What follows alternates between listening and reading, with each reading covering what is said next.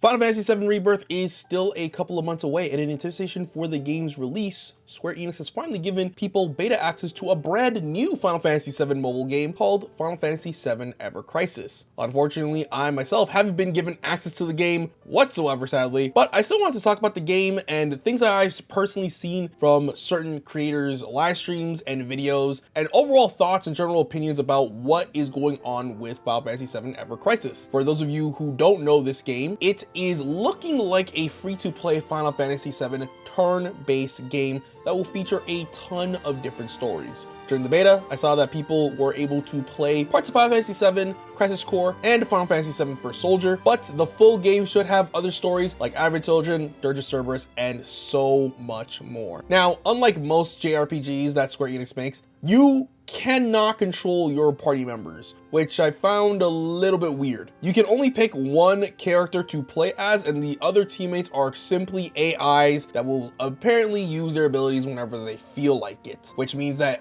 you're only in control of one single character. Say you pick Cloud, or you pick Tifa, or Barrett, you're in control of that person only, and you essentially have to rely on RNG for your other characters to essentially help you in the combat while you're playing. Now, the impression that I got from Ever Crisis is that the gameplay is really good.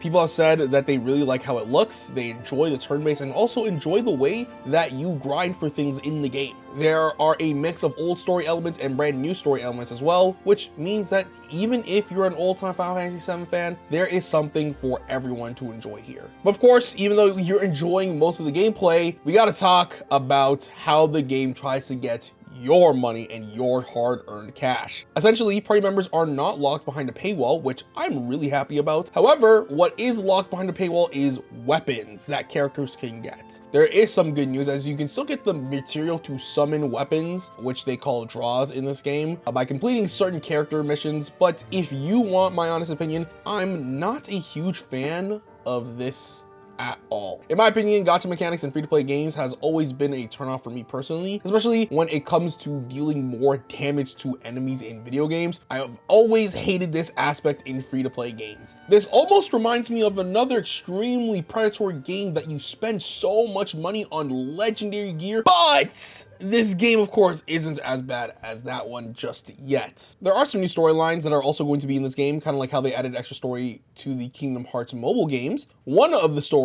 is going to be following a younger Sephiroth, and my personal prediction is that it will mainly be covering the events of his early life as a soldier and how he became a hero and a symbol for people all around Midgar. Of course, this is going to leave people a bit divided, as you will probably have to play through a mobile game in order to get the full appreciation of Final Fantasy VII, and this does have the potential to affect the remake trilogy in some shape or form. And the reason why I only think like that is mainly because of the way that they treated the Kingdom Hearts mobile games, as it is almost essential to play those games in order to get the full story of Kingdom Hearts, but we'll talk about that at another time. I wanted to cut this video a little bit short here because this isn't really going to be that one long type of video. So let me know what you guys think about Final Fantasy VII Ever Crisis in the comment section down below. Will you at least be trying the game out? I personally will, because it is Final Fantasy VII and I am excited to see where the future of Final Fantasy VII goes. But if you guys have anything else that you want to say, let me know in the comment section down below.